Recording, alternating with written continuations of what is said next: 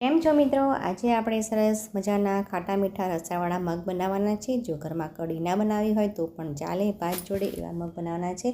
તો મગને બાફી લેવાના છે. હવે એક પેનમાં આપણે તેલ લેવાનું છે, એમાં જીરું રહી લેવાનું છે, લીલા મરચાંની પેસ્ટ નાખવાની છે, લીમડો નાખવાનો છે, હિંગ અને હળદર નાખવાની છે અને લસણના ટુકડા નાખી અને આપણે થોડું સાંતળવા દેવાનું છે. પછી આપણે 1 ગ્લાસ પાણી નાખી દેવાનું છે.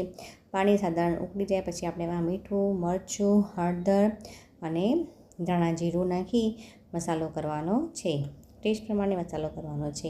બધો મસાલો પાણીમાં ઉકળી જાય પછી આપણે જે પહેલાંથી સ્ટાર્ટિંગથી મગ બાફીને રાખ્યા હતા તે અંદર એડ કરવાના છે. અને ખાટા મીઠા હોવાથી મેં આમાં થોડો ગોળ નાખ્યો છે. તમે ખાંડ નાખી શકો છો, પણ ગોળ નાખવાથી ખૂબ જ સરસ ટેસ્ટ આવે છે. પછી થોડા ઉકળી જાય પછી આપણે એને ઉપરથી લીંબુ નાખી એક વખત થોડો ઉભરો આવી દેવાનો છે. પછી આપણે એમાં લીલા ધાણાથી ગાર્નિશિંગ કરી અને રસાવાળા